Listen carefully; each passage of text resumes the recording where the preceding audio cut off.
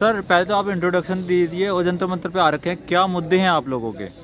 मेरा नाम निर्मल अग्नि है और मजदूर आवास संघर्ष समिति के साथ में हम लोग देश भर में काम करते हैं आवास के मुद्दे पर। पूरी दिल्ली के अंदर जिस प्रकार से एक अभियान सा चल पड़ा है उन तमाम गरीब मेहनतकश मजदूरों के परिवारों के खिलाफ और विशेष रूप से उनके आवास को टारगेट किया जा रहा है, यह कहते हुए कि वो सारे के सारे इनक्रोचर है। दिल्ली का अगर पूरा नज़रिया उठा के देखें और ज़मीन के कागजात की मांग करेंगे तो अमीर से लगाकर और गरीब से लगाकर हर व्यक्ति जिस ज़मीन पर है, क्या उन सबके पास उनके दस्तावेज है क्या?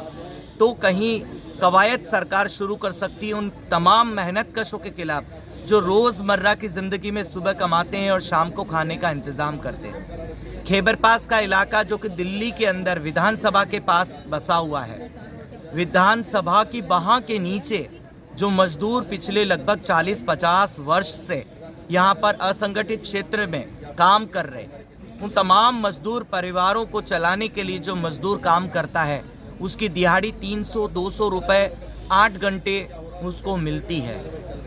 उन मजदूरों में भी उन समुदाय की संख्या ज़्यादा है जो दलित हैं, जो अल्पसंख्यक हैं। आज उन तमाम मजदूर परिवारों को इस दिल्ली के अंदर जो दिल्ली की पुनर्वास की योजना है, जो दिल्ली के स्लम में रहने वाले लोग हैं जिनको पुनर्वास की योजना के तहत पुनर्वास प्रदान किया जाना है, आखिर वो अधिकार भी इन मजदूरों के पास नहीं रहा।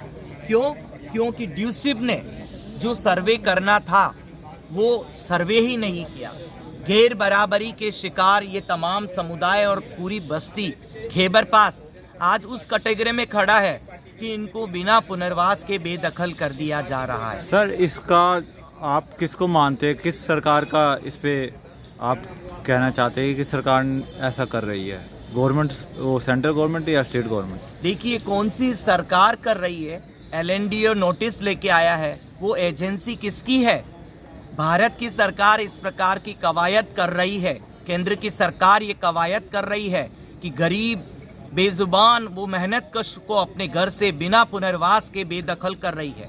पर ड्यूसिब की एजेंसी चाहे वो केंद्र सरकार के साथ रिश्ता बनाती हो, चाहे वो राज्य की सरकार के साथ, दिल्ली की सरकार के साथ रिश्ता बनाती हो, ड्यूसिब ने क्यों इन तमाम लोगों के साथ अन्याय किया, गैर बराबरी किया, भेदभाव किया? आखिर क्या वजह थी जिसकी वजह से 1000 से ज़्यादा परिवारों को उन्होंने सर्वे नहीं किया, सर्वे से अछूत कर दिया गया? क्या दलित बस्ती होने की वजह से उनके साथ ये व्यवहार किया जा रहा है? इसका जवाब ड्यूसिब को देना पड़ेगा। और अभी हम सब लोग मांग कर रहे हैं, ड्यूसिब से मांग कर रहे हैं, भारत की सरकार से मांग कर रहे हैं कि एक नकल इसके ऊपर तंज कस दे ड्यूसिब के ऊपर कि ये क्यों ड्यूसिब ने भेदभाव किया और हमको हमारे घर से बेदखल करने से पहले हमारा सर्वे करे।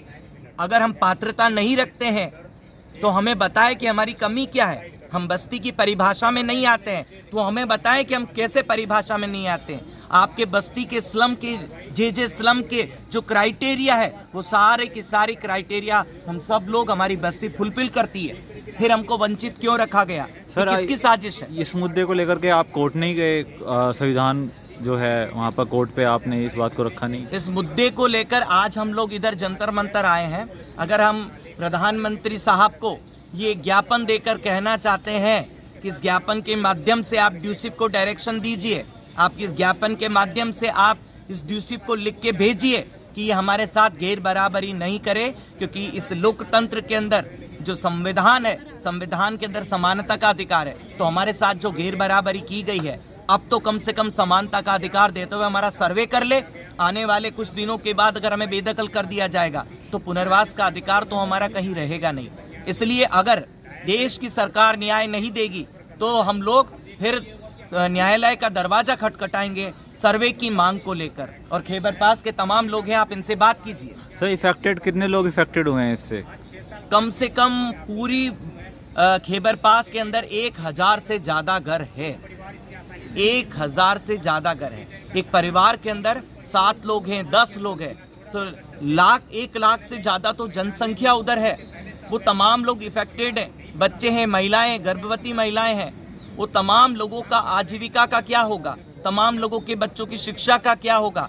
इस सब की जिम्मेदारी जो है, इन सब का अगर ये बेदखली की जाएगी और ये बहुत बड़ा अपराध होगा जिसका जिम्मेदार स्वयं ड्यूसिब होगा। सर आप अपना नाम बताइए। सर आप मेरा नाम नईम रावर, मैं लॉ स्टूडेंट हूँ सर। जैसे निर्मल सर ने बताया, इन लोगों को सर घर से बेघर किया जा रहा है, इनको नोटिस दिया गया। उम्मीद है कि वो हमें न्याय देंगे। आप क्या कहना चाहेंगे और आप अपना नाम बताइए। श्योर, मेरा नाम ऋषभ है, मैं खेवरपास इलाके में रह रहा हूँ कई डिकेड से।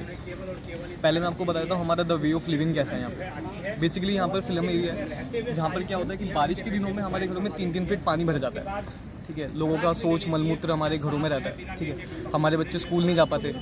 ठीक है, हम बीमार हो जाते हैं। ठीक है, इस कंडीशन में हमें रहना पड़ता है। क्यों? क्योंकि हमारे पास कहीं दूसरा ठिकाना नहीं है, दूसरा हमारे पास कहीं रोजगार के साधन नहीं है। अब इस कंडीशन में बुलडोजर लेके गवर्नमेंट हमारे घर तोड़ने के लिए आ गई, जिसमें से काफ़ी सारे घर तोड़ दिए। हमारे पास कोई दूसरा ऑप्शन नहीं है कहीं जाने का।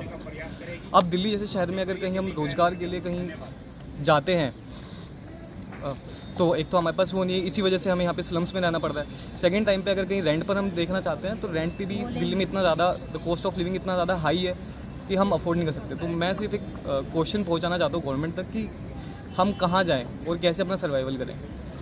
मैम आप क्या कहना चाहेंगी इस बारे में, यहाँ जनता मंत्र पे आ रखे हैं? मेरा नाम गीता खेबर पास से है सर। हमारी शादी भी हुई है, अब वो हमारा तोड़ने का ऑर्डर दिया है, हम कहाँ जाएं? आप लोगों की कोई बात सुन नहीं रहा है क्या? कोई भी नहीं सुन रहे।